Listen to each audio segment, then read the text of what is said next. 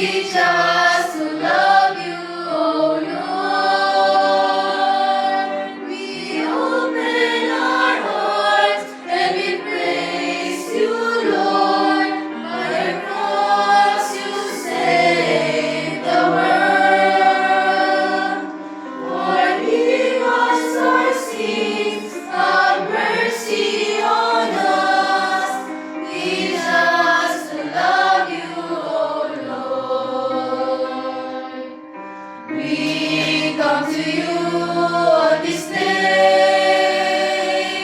With faith we kneel down to pray. Wash us from our guilt and free us from our sin.